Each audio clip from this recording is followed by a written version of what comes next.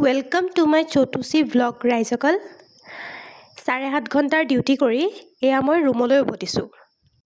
ভাগৰৰ শেষত ঘৰখন পোৱাৰ দৰে সুখ এই পৃথিৱীত ক'তোৱেই নাই।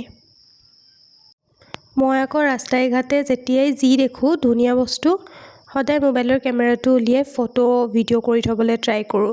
আৰু সেইবাবে মই ভাবিলোঁ যে মইচোন ভ্লগ এটাও বনাব পাৰোঁ। এয়া মোৰ ৰুমৰ যিগৰাকী মালিকনী, মই যাৰ ঘৰত ভাড়াত থাকোঁ, তেখেতে ধুনীয়াকৈ লগাই থৈছে এইবোৰ।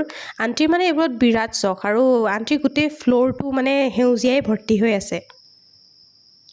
এণ্ড এয়া মোৰ ৰুম, একদম সজোৱা পৰোৱা নাই। মানুহে দেখিলে নকয় যে এইটো ছোৱালী মানুহৰ ৰুম। মোৰ ইচ্ছা যায় সজাই পৰাই থাকিবলৈ, কিন্তু সময় নিমিলে বা ইটো সিটো সমস্যাৰ কাৰণে মানে সজোৱা পৰোৱাত বেছি গুৰুত্ব দিবলৈ নহয়েই। গধূলি আহি যে গোটেই অলংকাৰখিনি খুলি মেলি থোৱাৰ সুখকণ যি মানে, সেইকণ আৰু ক'তো তুলনা নহয়। তাৰপিছত আহি এজ ইউজুৱেল কাপোৰ বাহিৰত মেলি থৈ দিয়া থাকে, কাপোৰ সুমুৱাওঁ, ঝাৰু দিওঁ। মই আচাৰ থৈছিলোঁ। আচলতে আচাৰ বুলি ক'ব নোৱাৰি, এই নিমখত দি যে গোলনেমু থয়, মই তেনেকৈ থৈ দিছিলোঁ। সেয়াও মই সদায় ৰ'দত দি থৈ যাওঁ, আহি সুমুৱাওঁহি। আৰু দিনটো চুলিত লগাই থৈ দিয়া ৰবৰডাল যেতিয়া খুলি দিওঁ নহয়, শান্তি আৰু মানে দেই।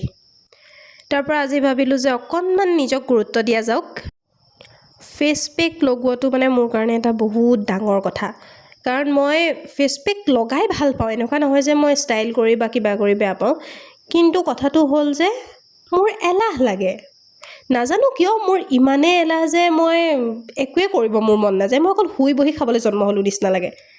তথাপিতো আজি চেষ্টা কৰিলোঁ যাতে মই ফেচ পেকটো অকণমান দেৰি থ'ব পাৰোঁ। তাৰপিছত ফেচ পেক লগাই পিনি বোলে 15 মিনিট থ'ব লাগে। এতিয়া 15 মিনিট সময়টোতো মই নষ্ট কৰিব নোৱাৰোঁ। মই সেইবাবে আহি গ'লোঁ কিটচেনত বাচন ধুবলৈ। ৰাতিপুৱা খাই বৈ তেনেকৈয়ে পেলাই থৈ গৈছিলোঁ। দেৰিকৈ উঠোঁ, সোনকালে অফিচ যাব লাগে। তাৰ মাজত কেতিয়াবা এনেকুৱা ধৰণৰ হৈ যায় আৰু। একদম জাজ নকৰিব কিন্তু। আৰু এটা কথা নহয়, বাচন ধোৱাটো মোৰ হবি। বিশ্বাস কৰিব, এই যে চাবোনখিনি ফেনাই থাকে, মই বিৰাট ভাল পাওঁ। আগৰ জন্মত হোটেলে চোটেলে বাচনেই ধুইছিলোঁ নেকি কেনেবাকৈ।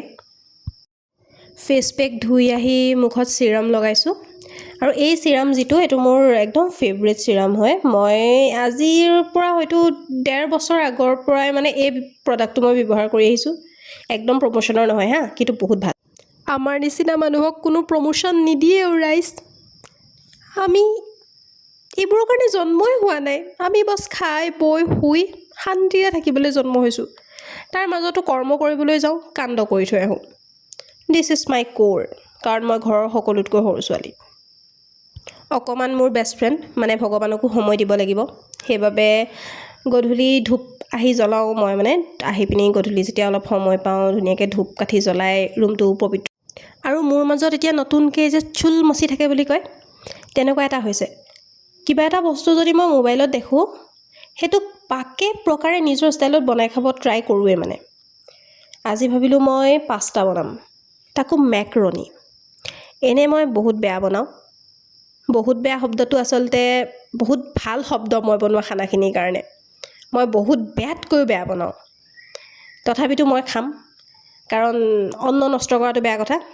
মই যি বনাওঁ মই তাকেই খাওঁ। জ'কছ এপাৰ্ট, মই পাস্তা বনাবলৈ ল'লোঁ কাৰণ গধূলি কিবা এটা খাবলৈ মন যায়। চটোৰী স্বভাৱ এটা যে সেইটো মোৰ আছে।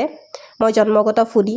মোৰ কেতিয়াবা সন্দেহ হৈ যায় যে মই আগৰ জন্মটো চাগে খাই খাই খাই খাই খাই খাই সেই হোটেলে চোটেলে বাচন ধুইয়ে মই ডাঙৰ হৈছিলোঁ নেকি। তাৰপিছত এয়া মই পাস্তা বইল কৰি ল'লোঁ। আৰু চিৰিয়াছলি এই কামটো কৰি মই বহুত বেয়া পাওঁ, এলাহ লাগে। তাৰপিছত বিট আৰু গাজৰ তেলত অকণমান ফ্ৰাই কৰি লৈছোঁ। তাৰপিছত এতিয়া বইল কৰা পাস্তাখিনি ইয়াত ঢালি দিম। অলপমান দেৰি ইয়াক লৰাই হোৱাৰ পাছত আমি ক্ৰীমখিনি দিব পাৰোঁ। এইটো white sauce pasta, cream sauce pasta একো নহয়, বছ মোৰ এনেকৈ খাবলৈ মন গ'ল, মই বনাই দিলোঁ। আপোনালোকে যদি ট্ৰাই কৰিব খোজে কৰিব পাৰে।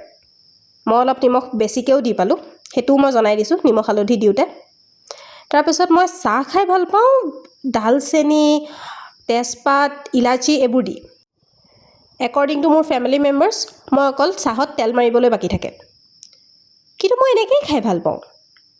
কাৰণ মই অদ্ভুত কামবোৰ কৰি বেছি ভাল পাওঁ আৰু তাৰ ওপৰত মই নেমুও চেপি লৈছোঁ গাইজ মই জানো কি ভাবিছে আপোনালোকে তাৰপিছত এয়া মোৰ খাবলৈ হৈ গ'ল আৰু অদ্ভুত আচৰণবোৰ কৰাটোতো আৰু মোৰ নিচিনা মানুহৰ লক্ষণে অকণমান জানে আৰু ন